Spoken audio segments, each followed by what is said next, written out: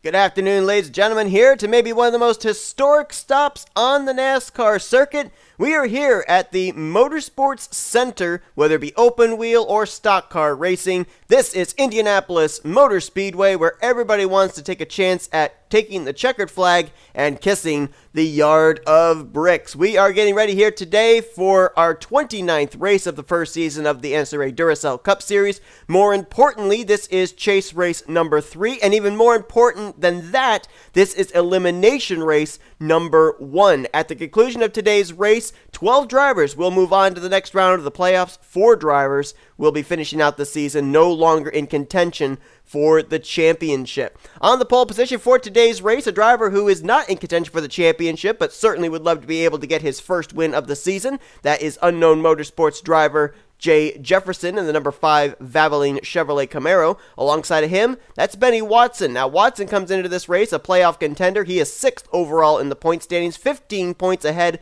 of 12th in the standings cut line. And you know, we talk all season long, the regular season, about staying above the 30th position in the points cut line. Well, coming into this race, everybody of the 16 drivers that are in this season's playoffs, they're trying to stay ahead of 12th place in the that is the cut line here, to be able to move on to the next round. 2 drivers have advanced into the playoffs, so regardless of what happens here, they will move on to the round of 12. J Millz, who won the first playoff race at Chicagoland, and Jesse Turner, who won under interesting circumstances the race last week, our second playoff race at Charlotte Roval. So those 2, they come into this race completely worry-free. There are a couple of drivers come into this race possibly able to mathematically be locked into the next round, those being Mitchell Collins and J Lopes, but we'll get to that and show you why when we show you your playoff grid. First, though, we got to go down check side, and we got to get ready for those most famous words in motorsports.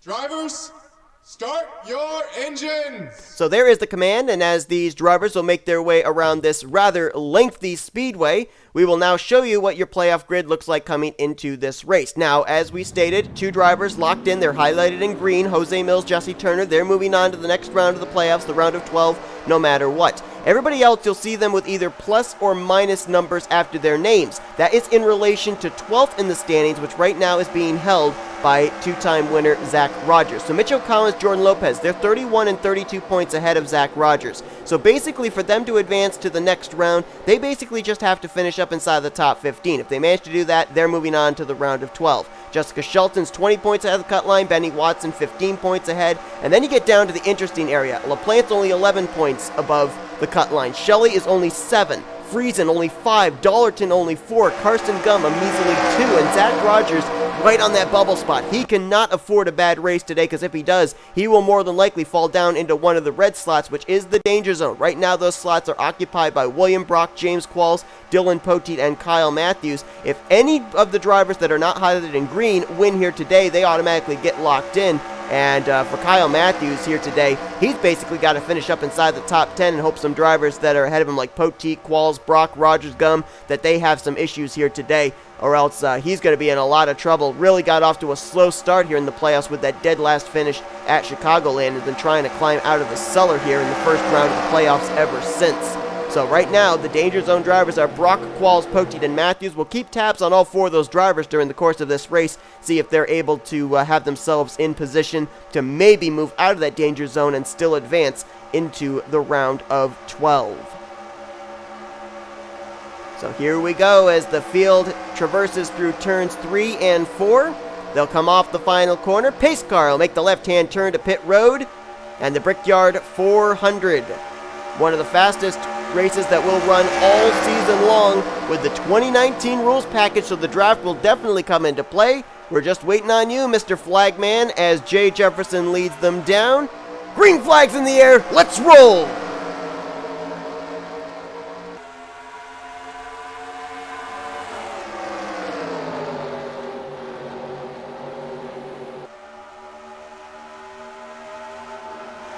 40 laps of racing here today, and already a challenge for the lead out of turn number 2 and down the back straightaway. L McIntire to the bottom.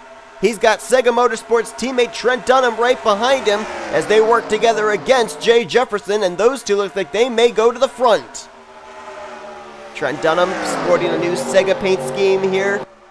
A throwback to a scheme that he drove way back when, oh, look out! Wow, that was close as he made contact with J Jefferson, but throwing back to a scheme that he ran, I think it was back in 2016, if I recall correctly. I'd have to look back through my notes.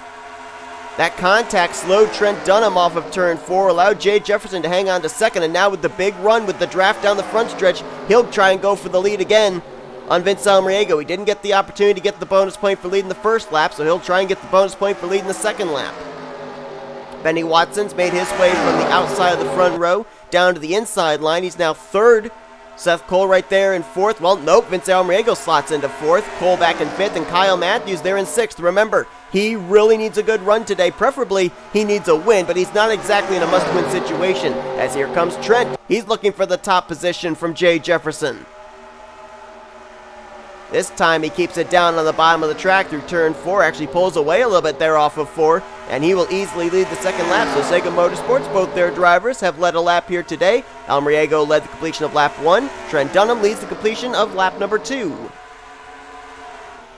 Highest playoff driver, that is up for contest right now, as it is a battle, I believe, for 5th. K Mathews takes the spot from Benny Watson. Right now is trapped on the outside line. Here comes Dylan Poteet. Talk about a man on a mission. You guys didn't tune in to last week's race at the Charlotte Roval. It came down between Dylan Poteet and Jesse Turner with about 5 laps to go. And heading into the chicane on the NASCAR Charlotte back straightaway, Jesse Turner made contact with Dylan Poteet, sent him into the tire barriers, and Poteet finished that race behind the wall after dominating pretty much the majority of that race.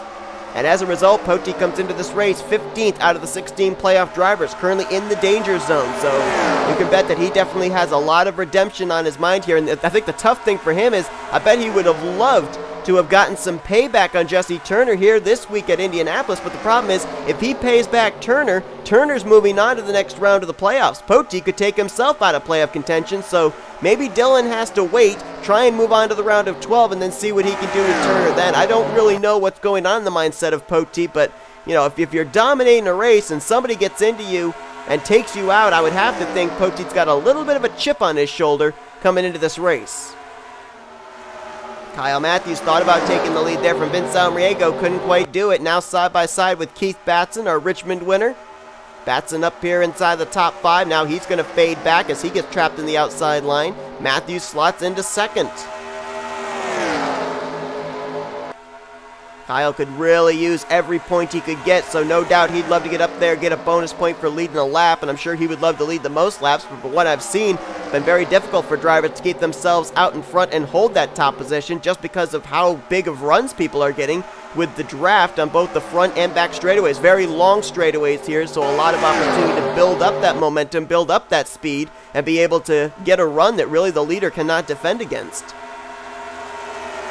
Northeast Motorsports making their way up to the front. 24 of Ryan Butcher to his inside, the 25 of Benjamin Miles. Butcher's already got a win at Pensacola. Benjamin Miles, the only driver out of Northeast Motorsports that does not have a win yet this season. And as I recall, he's got a pretty good track record here at Indianapolis in the past, so we'll see what he can do. And there is Levi McIntire, who coming into this race is still the highest driver in the point standings without a victory. It was not finding victory lane that basically took Levi McIntire out of contention for a spot in the playoffs. Otherwise, we might be saying his name a lot more as far as a contender for the championship. But he is still looking for his first win, as now he's going to go for third on V Almariego, who may have brushed the wall there off turn 2. Dylan Poteet, not difficult to find his car on track, that bright green GoDaddy.com Chevrolet. Trying to see if he can lead a lap, but Benjamin Miles to his inside. Seeing a couple of playoff contenders working their way towards the front we haven't talked about today. The 22 of Mitchell Collins. Remember, he basically just needs to finish in the top 15, and he's locked into the next round of the playoffs. I also see Carson Gum and Chris Dollerton making their way up towards the front. Dollerton coming into this race only 4 points ahead of the cut line. Carson Gum only 2 points ahead of the cut line. So you can bet both of them want to get up towards the front and stay there. I'll tell you what else I'm noticing here too. These drivers have not really made any attempt to go 3 wide, especially down in turns 3 and 4. A lot of races that I've run at Indianapolis have been wreckfest for that very reason. Drivers forcing the issue 3 wide, especially into turn 3. and into that little straightaway between turns 3 and 4. But they have not tried that here, at least so far in this race, which means if they keep their heads on their shoulders and keep racing as smart as they have been, we could definitely see this race go into a long green flag run, maybe go green coast to coast, which means Indianapolis could play host to a fuel strategy race. Levi McIntire will lead that lap. Here comes Mitchell Collins. Look at the run he got. Look, he was about maybe 5, 6, 7 miles per hour faster than Levi McIntire. How do you block? How do you defend against a run like that? You can't. There's just no way. Mitchell Collins will now go to the lead. Pole sitter J Jefferson right behind him there. And there is Carson Gum and Chris Dollerton now up to 3rd and 4th, as Dollerton will take the 4th position from his teammate.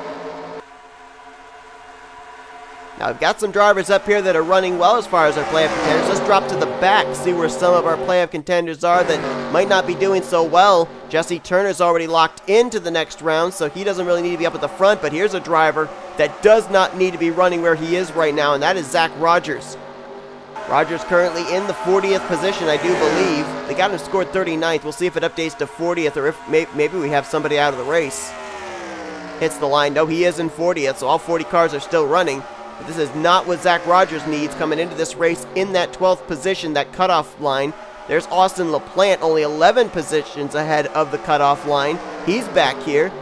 Jordan Lopez, he basically needs to get a little bit further up. He came in with a cushion, 31-point cushion back to 12th in points. So he's not exactly in desperation right now, but certainly he could use a much better run than that. And there's William Brock, who comes in 13th in points. 3 points behind Zach Rogers, currently in the danger zone. Another driver in the danger zone, James Qualls, who got involved in an early incident last week at Charlotte Roval, never recovered. He finds himself 14th in points, 7 points behind the cut line. And with Dylan Poteet up towards the front, as well as Kyle Mathews, that's not good news for Qualls or Brock, unless they're able to work out some kind of pit strategy. There's Jessica Shelton, 20 points ahead of the cut line. She's running in 26th. There's Carter Friesen now getting bypassed by both Shelton and Qualls. Friesen comes into this race with a meager 5 points between himself and 12th in the standings. Just a little bit further up is where I see the Clover Toyota Camry of James Shelly. He was up inside the top 15. Now he's starting to fade back as he's trapped in the outside line. Last time by was scored in 15th. Shelly only 7 points ahead of the cut line, 8th in the overall point standings. So I'm seeing a lot of opportunity for some positions in the playoff points to definitely shuffle up. As out in front, J Millz, 4-time winner this season. His most recent win 2 weeks ago at Chicagoland, which locked himself up a spot into the round of 12. But look how quickly Keith Batson in second is closing in on him. Let's watch this on the back straightaway. Watch the 39. Watch when he gets in the draft. Look at the run he's going to get. It's about 2 car length separation. Now it's about a car length and a half. V Almariego right there as well. And look at the run they get. Look at this! Especially getting down towards the entrance of the corner, and Keith Batson having to kind of manage how he entered into that turn, not carrying too much speed, or else he would have maybe slid up into J Millz and taken them both out. They will resume this battle down the front straightaway. Keith Batson no help on the bottom this time, so now he's side by side with V Almariego for second. Millz will hang on to the top spot, at least for right now. How about T Wright? His finishes have been really good last couple of weeks. Had a solid outing last week at the Charlotte Roval. I think he finished top 10 there. He's 34th in points. And this is a driver that not too long ago was dead last in the standings, so he's definitely done a good job here nearing the closing of this season of putting some finishes together. Of course, a winner at Lakewood. His other 2 teammates have gone to victory lane as well. Millz 4 times and Jordan Lopez 2 times. So 7 total times for the team of Blue Oval Automotive. And we nearly had a wreck right there. That's why I jumped back here. They were 3 wide with McIntire, Wright, and Almariego in turn 3. And as I mentioned, that's usually a recipe for disaster where you see a wreck take place. Fortunately, they settled it out to double wide. Battle for the lead. Keith Batson to the inside of J Millz. We just completed lap 12. We're going to have to see when these drivers if we don't end up having a caution. I hope I don't jinx it. I'd love to see this race turn into a green flag pit stop race, especially get the field spread out and see what happens with the draft. But I think what these drivers are definitely aiming for at least is lap 20. If they can get to lap 20, at least complete lap 20, they could probably make it the rest of the way with only having to come to pit road once. If anybody has to pit before lap 20, I would think they'd have to be on pit road twice in this race, as there was nearly a wreck right there between Keith Batson and Levi McIntire. I don't know if Keith had to check up or not, but he nearly got hooked in the left rear by the 99, and we nearly had a wreck again in turns 3 and 4. That's a couple of bullets we've dodged here so far. A lot of blue spoilers up here at the front.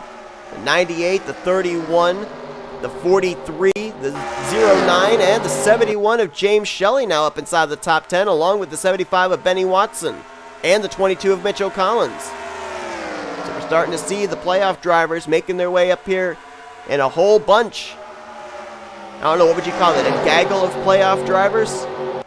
A pod of playoff drivers? I don't know, I'm just clutching at straws here as Levi McIntire goes to the lead. Oh no! 3 wide. Oh, we got pit stops. Here we go. Levi McIntire's pitting. Whoa, Vince Almariego cut right in front of K Mathews. He nearly got spun. That was a late call to pit road, and he nearly paid for it. Let's see who's on pit lane. It's Almariego, McIntire, and Seth Cole. And we got a wreck. We have a wreck in turn 1. Caution is out. I saw Charles Sandfer in it. Carson Gum, I think, got a piece of it. One of our playoff contenders. Wyatt Quail, R Brommer, and these drivers, they're going to get their pit stops done, and I think they'll stay on the lead lap. And this says to me that we may end up seeing these drivers have to hit pit road in the closing stages of this race at least one more time, with the fact we had drivers just hitting pit road at the conclusion of lap 14. So this is definitely shaping up to be a fuel strategy race if we manage to have this be our only caution. There's Seth Cole leaving his pit stall, so those drivers, McIntire, Almariego, and Cole, will stay on the lead lap. They may cycle around to positions 1, 2, and 3, as at the line it was J Millz by 6/100ths over D Poteet. Keith Batson crossed in 3rd, T Dunham 4th, and C Dollerton in 5th. Let's see if there are any other drivers that I didn't document that got involved in that wreck. There is Carson Gum. 2 points ahead of 12th in the standings. Got pretty extensive rear and left side damage. We'll see if they can repair that. Wyatt Quail, his day may be over. A lot of damage on the Home Depot Ford. R Brommer with a bunch of damage there. Charles Sandfer's got damage on the front and rear, and he just got run into by R Brommer because people can't seem to know how to brake. And I think Carson Gum just ran into the back of Wyatt Quail, so now he's got more damage. And Michael Norman's got damage. I think he was involved in the wreck, though I don't know if that hood damage came from the stack-up or if it came from the crash. Seth Cole, Levi McIntire, they've gone around the pace car. I think Vince Almariego still needs to, and he hasn't yet. He better go, or else he's going to get trapped a lap down. So J Millz is the leader, but I think that Seth Cole might cycle around as your race leader when these drivers hit pit road. We'll have to wait and see. For now, let's go back and see what happened. First caution of the day takes place over in turn number 1. Really surprised that we had the wreck take place in turn 1. And boy, there it is right there. It was very early on. Contact between Carson Gum and R Brommer. Down to Carter Friesen. Charles Sandfer, and there's Wyatt Quail trapped in the outside line. Same for Michael Norman. Nowhere for any of them to go. Just from that angle, it was really difficult to see where the initial contact was. Let's actually look from the helicopter cam. Who made the initial contact? Was it Carson down into Brommer? Let's watch here. Let's see what happens.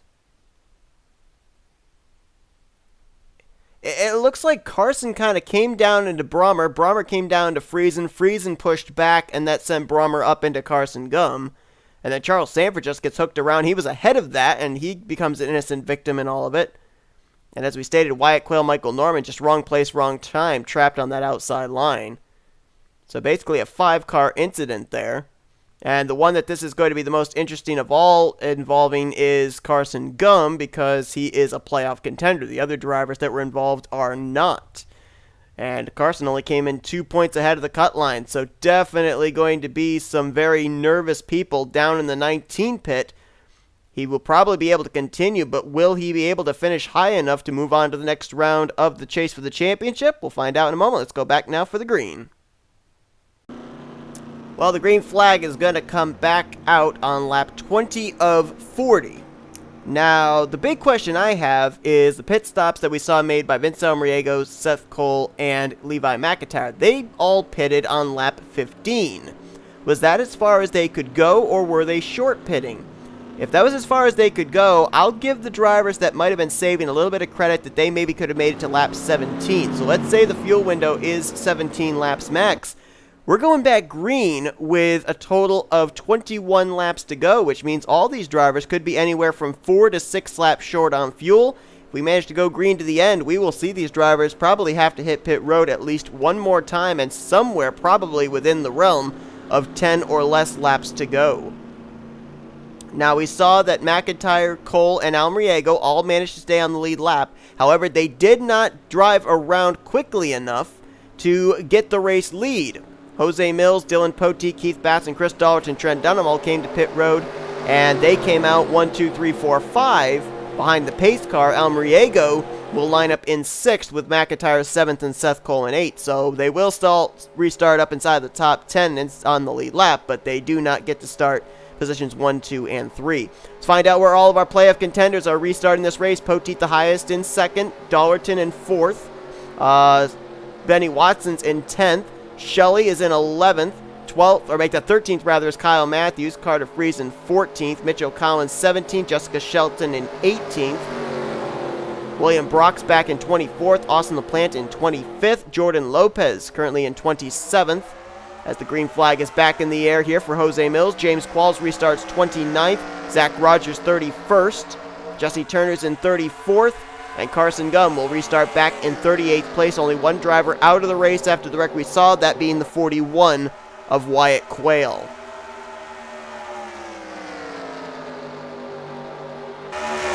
So right now, it's looking like the only driver that came into this race in the danger zone that right at this moment would move back into the top 12 would be D Poteet, who was 15th overall in the points and 16 points behind the cut line.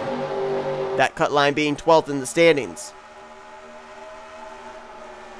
J Millz out in front. Boy, has he been a ball of fire here this season. 4 wins in the first season of the Duracell Cup Series.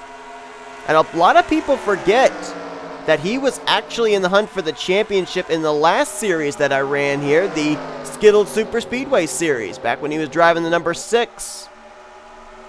He'll lose the lead to K Batson, though. Batson trying to join J Millz, Jordan Lopes, Zach Rogers. William Brock is a multi-time winner this season. He's not in the hunt for the championship, but definitely would love to finish out the year with more than one win. His only win so far coming at Richmond.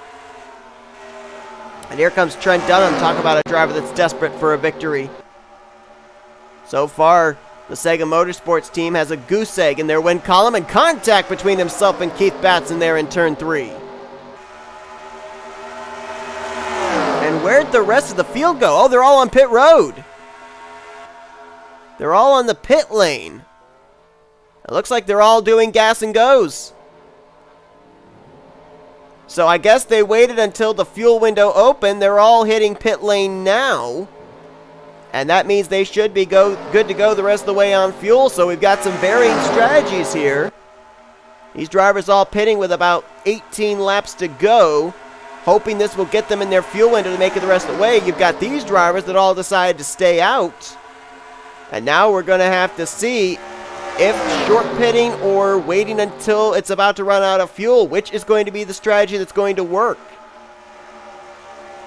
We've only got 3 drivers up here in the playoffs that are utilizing the longer strategy. J Millz, who's already locked into the next round, Chris Dollerton, and D Poteet. Levi McIntire also stayed out. He's in 8th, but he's lost touch with the lead group. And I believe he may have been the only other one that stayed out. I think only 8 drivers have currently stayed out. Yeah, you've got Dylan Young, who's scored a lap down in the 9th position, which I think that 9th position may end up turning into Jack Mitchell's spot as he left pit road along with Carson Gum and company. Unless they're a ways back and we just haven't updated the scoring. Let's see. Yeah, Mitchell's up to 9th. And is Carson Gum up to 10th? No, he is. Yes, he is. He is 10th. It took a while for the monitor update. So Carson Gum, after getting involved in that wreck, he's now up inside of the top 10. So that's very interesting. We'll have to see if that may put him into the next round of the playoffs, depending if he finishes there. I'm kind of concerned, though, with these drivers pitting when they did. They pitted with about 18 to go. They're going to have to save quite a bit here on this green flag run. And the last thing they need right now is a caution. If a caution comes out, they're all going to be trapped a lap down. And they'll all restart on the tail end of the lead lap, probably, if Seth Cole, Batson, Millz, Poteet, Dunham, Almariego, Dollerton, if they all come to pit lane. The lone man out is Levi McIntire. He's losing touch with this lead group in the 8th position. He is about 1.7 seconds back from Chris Dollerton, who crossed the line in 7th last time by. Now remember, for Millz, he's already advanced, but for Dylan Poteet, who came into this race in the danger zone, and for Chris Dollerton, who came into this race only 4 points ahead of the cut line, a win is an automatic ticket into the next round. Seth Cole, on the other hand, he's still looking for his first win of the season. Same for Trent Dunham, same for Vince Almariego. Keith Batson looking for his second win on the year. And he got an opportunity here for teammates to work together, the 42 and the 1. Nobody else up here in this lead pack has a teammate. So, if my calculations are correct with when we went back green, we will probably see Seth Cole and Levi McIntire be the first ones in this lead pack of the drivers that stayed out to hit pit road, and I would expect they're probably going to be on pit lane somewhere around maybe the next, I would say maybe the next 4 to 5 laps, and then these other drivers that decide to stay out, I think we'll see them in somewhere around laps 35, 36, somewhere in that range, somewhere around 4 to 5 laps to go. Now, as these top 8 have stayed out, you got McIntyre still back here by himself in 8th. There is Jack Mitchell. Right now, he is a lap down. So he would have to cycle back around an entire lap to be able to get back on the lead lap and then pick up positions further up in the top 8. He does not have anybody around him. Neither does 10th place Carson Gum. Here's where the pack is that might be able to make up some ground. That's teammates Ryan Acosta and James Qualls side by side. Jessica Shelton's in this group. How about Zach Rogers up here in this pack now as well? He just cracked the top 15. Kyle Mathews also there. Rogers, the cutoff driver. James Qualls and Kyle Mathews in the cutoff line. Or behind the cutoff line, I should say. As now Keith Batson to the race lead once again. And again, when do these drivers pit? We're going to have to wait for the 77 of Seth Cole. I think he's going to be the indication of when they come to pit road, because I think he's about 2 to 3 laps shorter on fuel than these other guys. One thing I'm also noticing too, we know that Jack Mitchell, Carson Gum, they've all been to pit road, but the interesting thing was they all came out behind this pack of 7 and the 8th place car Levi McIntire. Normally at a big track like this, you come to pit road if you're at least within the same vicinity as the race leaders, and remember everybody was kind of all in a pretty big pack. You'd think they would have come out ahead of the race leaders, but they didn't. Mitchell right now is being scored a lap down, so I'm not really certain, especially with the fact that we're seeing a lot of these drivers running by themselves, and you've got these top 7 up here in a pack where they're able to put down much faster laps in the draft. I'm not exactly certain that when these drivers here do come to pit lane, that Mitchell and Gum, that they're going to be able to take advantage. I mean, let's just see here. You got Seth Cole. He's about to head down to turn 3 here with Jose Millz. Where is Mitchell? Mitchell is just now going through turns 1 and 2, I believe that is. That's turn 1.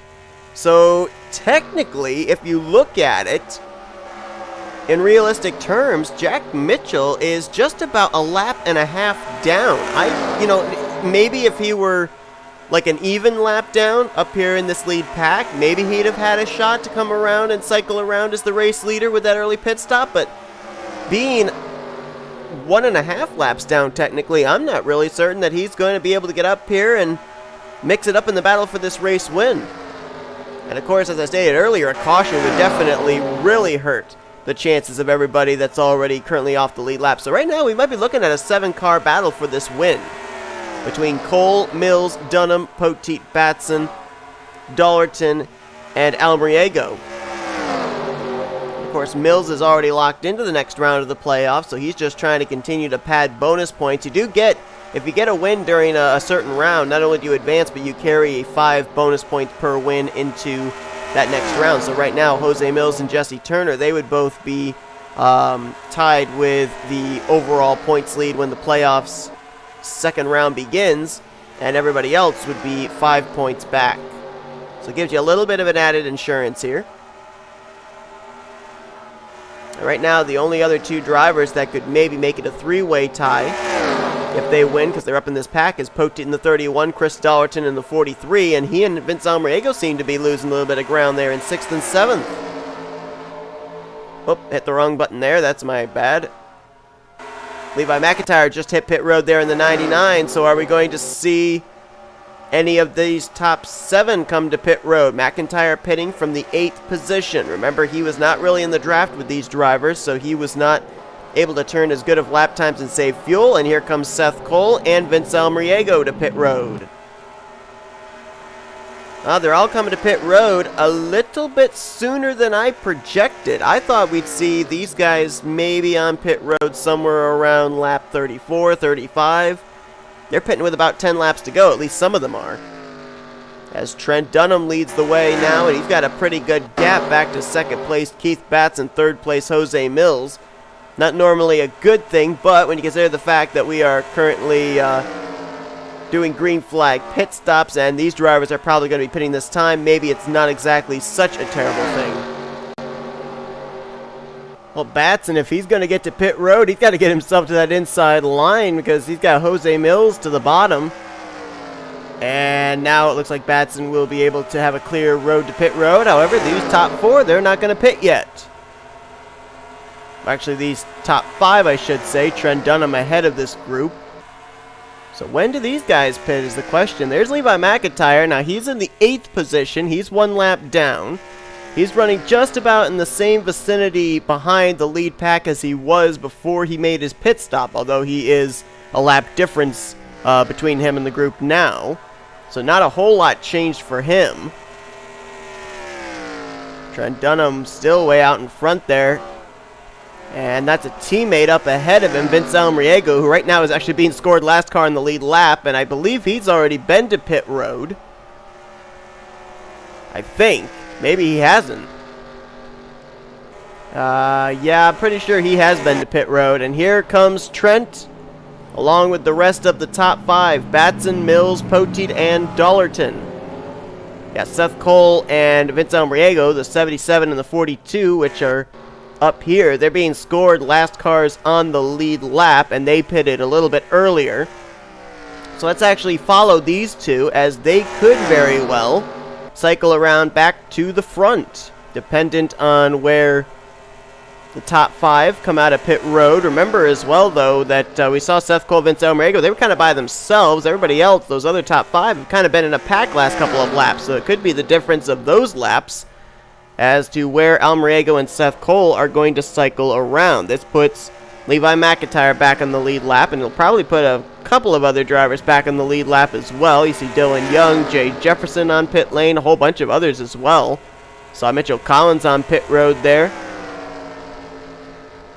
And as we are closing in here on 5 laps to go, we're going to have to, here at the last minute, once we get cycled around, have to figure out what our playoff standings would basically look like as far as who's in and who's out, because, you know, we got to remember, yeah, this is a fuel strategy race. There's a lot of interesting stuff going on here, but this is an elimination race for the playoff drivers as well. So it looks like Trent's going to cycle back with the lead after the pit stops, and as soon as I say that, it's going to now be Keith Batson who gets around him for the top position.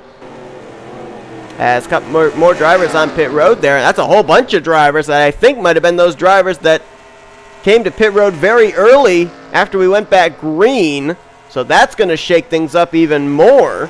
And we could be left with only about 8 drivers finishing this race on the lead lap. Alright, so let's try and figure out here, even though we're going to have things a little bit shuffled up with all those drivers hitting pit road, who are the drivers that have a good shot of moving on to the next round? Well, one of them is in 3rd place. That's D Poteet. Came into this race 15th out of the 16 playoff drivers in a cutoff spot. 16 points behind 12th in the standings. Right now looking very good for him to make it into the next round. Same can be said for C Dollerton. He was only 4 points ahead of the 12th in standings cut line, and he's in that 4th position, so it looks like he would be safely into the round of 12. We already know J Millz has transferred with his win at Chicagoland, but still a great run for him today in 5th. Got to go a ways back. There's J Shelton. She might cycle around maybe in 9th. Of course, she could cycle around in 25th behind Jack Mitchell. I'm not exactly sure where she scored. We'll wait until she comes around. There's some damage on the right side of her machine as well. Now, Shelton came into this race with a 20-point advantage between herself and 12th in the standings, so a little bit of breathing room. We'll see where she crosses. She's either going to cross in, I think, either 9th or 26th. And let's see where it is. Hits the line, and ticker says... Gotta wait for it to update. And she is in 11th. Jack Mitchell is in 10th. So Shelton right now in a very good position to move on to the next round. Definitely, if she continues to run there. J Qualls only 7 points behind the cut line. He's in 13th, so this could be an opportunity for him to move into the round of 12. There is K Mathews, kind of the long shot driver, 23 points back. I don't know if this is going to get him into the next round or not. He'd have to hope that drivers like Carter Friesen, Carson Gum, J Shelly, that they're way at the back. Because you got Zach Rogers right there behind him, who came in 12th in points. D Poteet and J Qualls are running ahead of him, and they were ahead of him in the points coming into this race. There's Rogers, and 18th is where he was scored last time by, so that might be enough for him to get in. There's Carson Gum. Came in 2 points ahead of the cut line. He's only a couple cars back in 20th, so he might make it into the next round by the skin of his teeth. Jesse Turner, who won last week at Charlotte Roval, right now 23rd, but he's already advanced. Carter Friesen to his outside, who right now is in 23rd, just lost 22nd to Turner. He was only 5 points ahead of 12th in the standings, so he could be in a bit of a situation here. William Brock came in 13th of the playoff drivers. A 3-time winner might be out in the first round, as he was 3 points back from Rogers, 12th in the standings coming into this one. There's Benny Watson. He came into this race 15 points ahead of the cut line. It'll be somewhat close for him, I would say. And J Shelly only came in 7 points ahead of the cut line. He's back here in 27th. There's Austin LaPlante. He came in only 11 points ahead of the cut line. So right now, with where everybody's running, I mean, obviously I can't do the math in my head real quickly, but I would say there's about maybe 8-9 drivers that would probably be having their hearts pumping right now, a little bit nervous of whether they're going to make it onto the next round or not. K Mathews, I think, might be one of the drivers that'll be eliminated. William Brock, I think, would be an elimination spot. And then as far as the other two, I mean, it could be a toss-up. Rogers, Gum, Friesen, Shelly, LaPlante, maybe even Benny Watson could be drivers that could potentially be eliminated unless something drastic happens here in the final 2.5 laps of this race. Right now, it's a mano-a-mano battle. Our Richmond winner, K Batson, versus D Poteet, who hasn't won since the first half of the regular season when he won the dirt track of Springfield. He's the only driver out of Michael Norman Motorsports that's been to victory lane this season. As Michael Norman, Matthew Rodriguez, M McIntire, they've given it some shots a couple of times, but haven't been able to close the deal, and Poteet takes the lead. And you think about last week, when D Poteet dominated the first half of that Charlotte Roval race, only to get dumped with about 4 laps to go by Jesse Turner, who went on to win. This would definitely be sweet redemption for the driver of the number 31. He's going to have traffic up ahead to deal with. Benjamin Miles there in the 25, as well as the number 2 of Dylan Young. K Batson still trapped behind the 5 of J Jefferson, who I think's got a little bit fresher tires than both D Poteet and K Batson. I think Dylan Young also has a little bit fresher tires. He and the 5 were both on pit road a couple laps after Poteet and Batson came to pit lane. Right now, Dylan Young is in the 37th position. Miles is in 39th, Jefferson in 38th, so these drivers are all off the lead lap and at the very back of the field as far as the running order. This time by, it'll be the white flag. 1 lap to go here at Indianapolis. Keith Batson on the bottom, trying to see if he can push J Jefferson out of the way so he can have a shot at D Poteet and this win. Remember, Poteet, he wants a win to advance into the next round of the playoffs. Keith Batson, on the other hand, he wants to get a victory to be a 2-time winner this season for a driver that has spent most of the year outside the top 30 in the points. But in fact, comes into this race a race winner and still 35th in the standings. Look at this, J Jefferson making a move to the inside of D Poteet. That could open up the door for Keith Batson if Poteet is not able to hold off the 5. Oh, Batson jumps to the outside. Poteet tries to clear Jefferson. Jefferson tries to pull alongside. Which lane will Batson take? Batson goes up top. Will he try and squeeze through the middle, coming to the start-finish line? Won't be able to do it. He's boxed in. D Poteet will kiss the yard of bricks. He wins the Brickyard 400 here today at Indianapolis. Sweet redemption for last week at Charlotte Roval. He will advance into the next round of the playoffs, into the round of 12, and it's his second win of the season. And if I am correct, I believe that both of his wins have now come in that bright green GoDaddy.com Chevrolet. And you think of what might have been last week. If he had closed out the deal and not gotten wrecked, he might be a 3-time winner here today at Indianapolis. But nonetheless, how about that? Our first 3 playoff races have been won by playoff drivers. J Millz at Chicagoland, Charlotte Roval last week taken by Jesse Turner, and this week, D Poteet. So far, the playoff drivers have swept the playoff races, and we now know for absolute certain 3 drivers that are locked into the round of 12, with Millz, Turner, and Poteet all taking checkered flags here in our last 3 races. So as Poteet brings to pit road, now here's the big question. The big question is, who's in and who's out? Now, obviously, as I saw before, it looks like the... can I get that doggone bubble off there? I don't know why that keeps popping up. Now, obviously, as we saw before, when we went through the field, there were a number of drivers that were all in close proximity to each other, and there were drivers that came into this race about 30 points away from each other, from 6th down through 15th in the points. And, of course, with D Poteet winning, a driver that came into this race in a danger zone spot, that's going to change things up an awful lot as well. So I'm not going to make any speculations, really, unless there is a clear-cut case that a driver more than likely didn't make it into the round of 12. But we're going to go through the finishing results here and see where your playoff drivers finish. Let's look at our top 10 first here, with Poteet with the win. Keith Batson so close.